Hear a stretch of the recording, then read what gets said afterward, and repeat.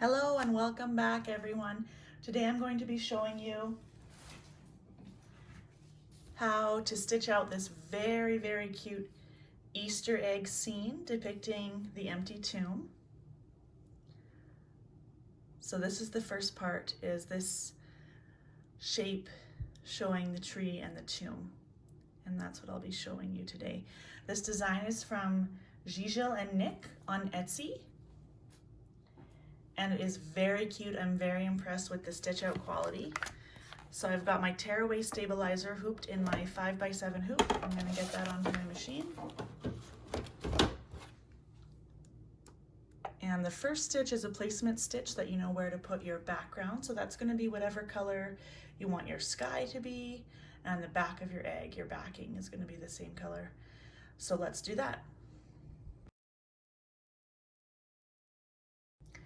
Then you'll simply place your felt right over it. This is a great size for a project because if you have the 9x12 felt sheets from Michael's or from somewhere else, then cut them in half and they're the perfect size to go right on there. So then the next stitch is actually going to be the placement line for the tree trunk. There's no tack down line for the actual egg shape itself, but if you want one, if you're worried about it shifting, I haven't had any issues with it so far. I've done it a few times. But you could always go back a step in your machine and run step number 1 again. So now I'm going to run the placement line for the trunk.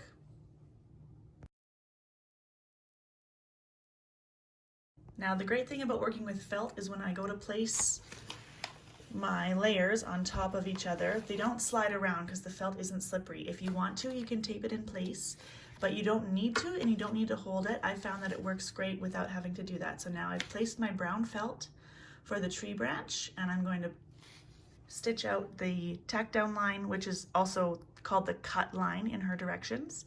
So whatever you want to call it, tack down line, cut line, same thing. And we'll do that for the tree branch. So now I'm going to cut my threads,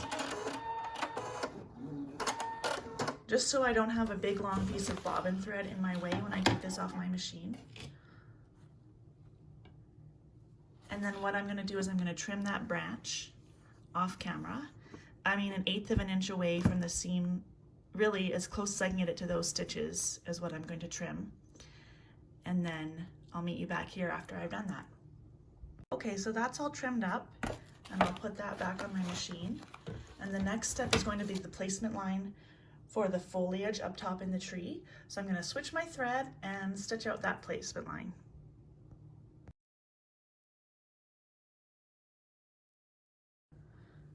Now you simply place your green felt, whatever color you've chosen to use as the treetop foliage, and stitch out the tack down cut line for that. Okay, so now that's done. It's time for me to cut my threads once again so I can take my hoop off of my machine and trim around those stitches, and then I'll show you when I've done that. Okay, so that's trimmed, and it should look something like that once you've trimmed it.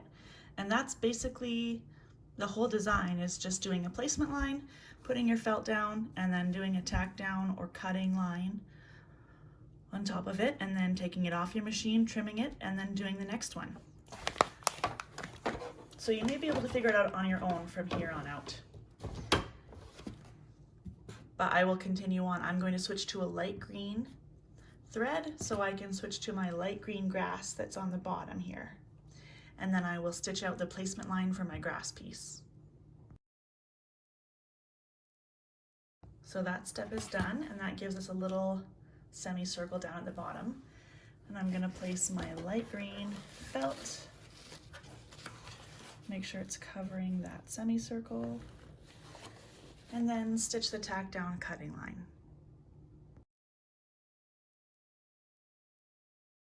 Okay, so now that's tacked down. Now the first time I did it, I hadn't actually pressed start on my video, so I redid it. So if you notice, it's already tacked down in the video, but I redid it just for the sake of consistency for the video. I wanted to do the time lapse. You can trim these pesky threads as you go, or you can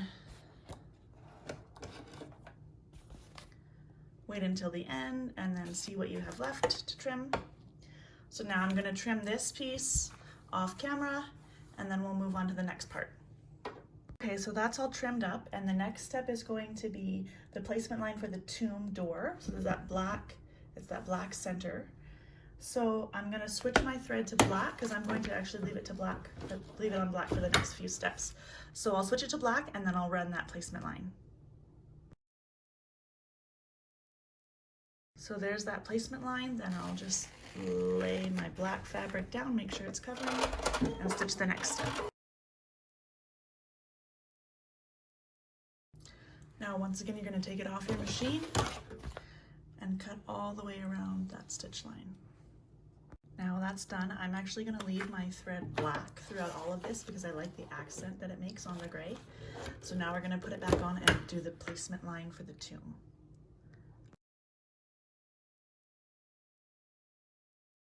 So now here is where we place our gray fabric or whatever color you're using for the outer rock portion of the tomb, and then stitch out the tack down line for that.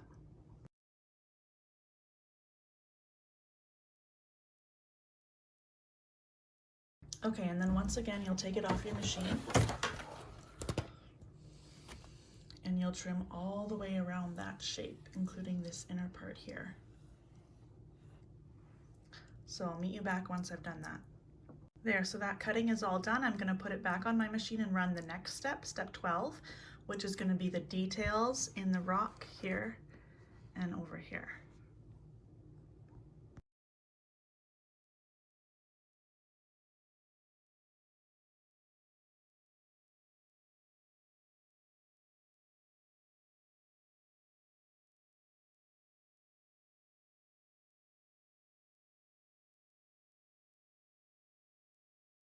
Okay, so now we just have one more step to go,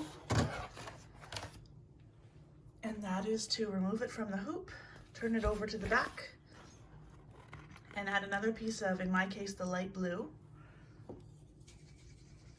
for the back of the design. So I use 505 spray. For mine, you can also use tape, embroidery tape really easily. You can use pins if you're careful to make sure they won't be getting anywhere near your needle. Make sure that placement line is covered, and then you can pop that back into your machine, and I'll use a light blue to do the final line.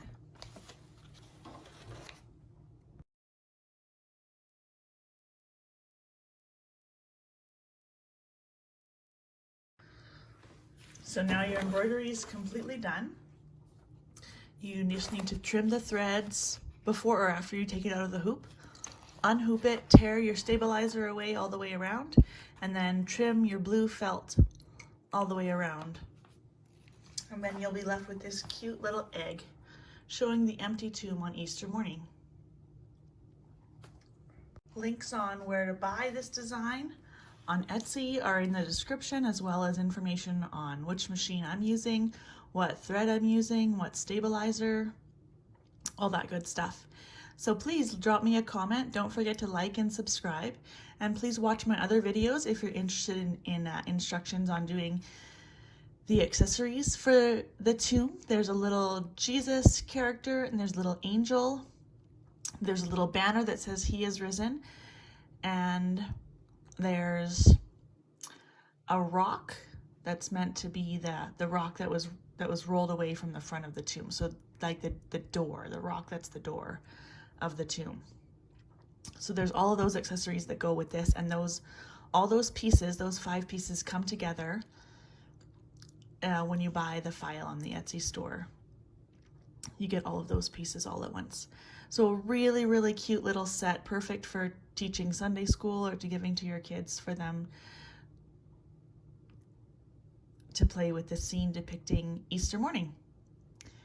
Thanks again, and bye-bye.